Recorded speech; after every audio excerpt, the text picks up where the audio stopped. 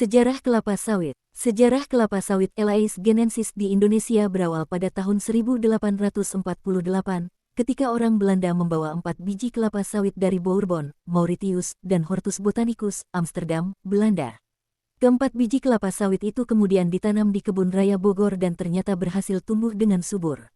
Setelah berbuah, biji-biji dari induk kelapa sawit tersebut disebar ke Sumatera. Kelapa sawit Elaeis Genensis bukan tanaman asli Indonesia. Tanaman ini merupakan tanaman asli dari Afrika Barat dan Afrika Tengah. Di Indonesia, sejarah kelapa sawit berawal dari 4 biji kelapa sawit yang dibawa oleh Dr. D. T. Pries, masing-masing 2 benih dari Bourbon, Mauritius dan 2 benih lainnya berasal dari Hortus botanicus, Amsterdam, Belanda, pada tahun 1848.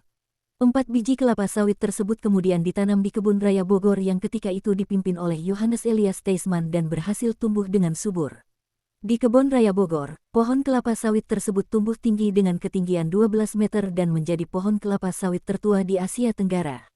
Namun, pada tanggal 15 Oktober tahun 1989, induk pohon kelapa sawit itu mati.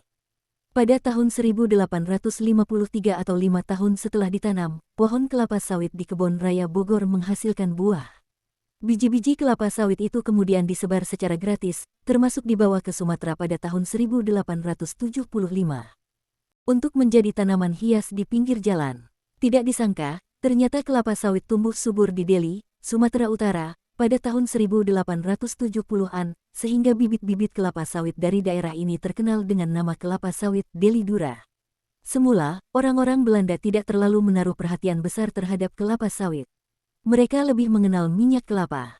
Namun, revolusi industri tahun 1750 sampai tahun 1850 yang terjadi di Eropa, mendorong terjadinya lonjakan permintaan terhadap minyak. Hal ini mendorong pemerintahan Hindia Belanda mencoba melakukan penanaman kelapa sawit di beberapa tempat.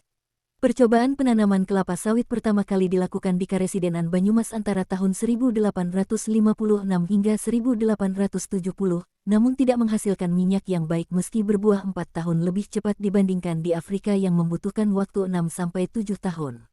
Selanjutnya, percobaan penanaman kedua dilakukan pemerintahan Hindia Belanda di Palembang, di Muara Enim tahun 1869, Musi Ulu tahun 1870, dan Belitung tahun 1890.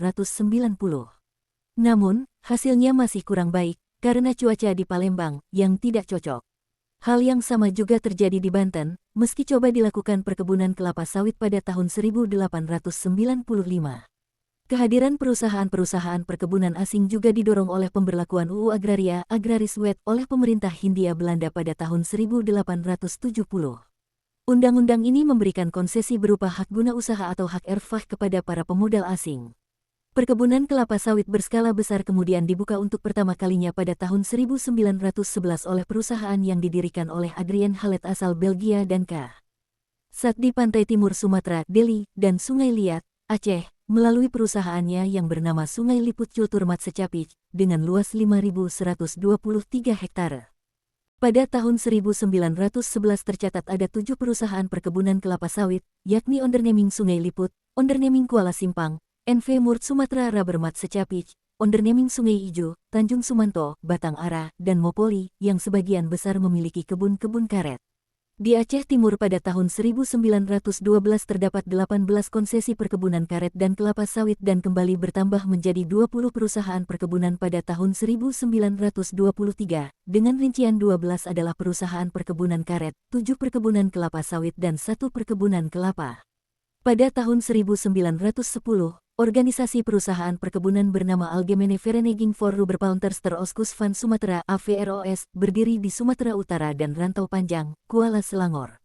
6 AVROS merupakan organisasi yang menaungi berbagai macam perusahaan perkebunan dengan didasari kepentingan yang sama, yakni menyikapi persoalan yang timbul, seperti kekurangan pekerja perkebunan, menjalin hubungan dengan sesama pengusaha dan komunikasi dengan pemerintah, dan permasalahan transportasi. Plantation North Sumatra PNS Ltd sebesar 60% dan Republik Indonesia sebesar 40%. Setelah itu, Sokvindo baru kembali membuka lagi area perkebunan baru di Sumatera Utara, yakni dibangun Bandar Tanjung Maria dan Aek Loba Padang Pulo 1970, Aek Pamienke 1979 dan Tanah Gambus 50 1982.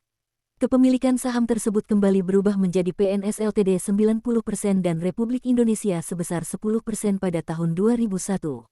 PP London Sumatera Indonesia. Sunting. Perusahaan perkebunan London Sumatera Indonesia, dikenal dengan Lonsum, berdiri pada tahun 1906 oleh Harrisons dan Crossfield plc yang berbasis di London, Inggris. Meski sudah memiliki diversifikasi perkebunan tanaman karet, teh, dan kakao, Lonsum pada awal kemerdekaan masih mengkonsentrasikan lini bisnisnya pada tanaman karet, sedangkan kelapa sawit baru mulai produksi pada tahun 1980-an.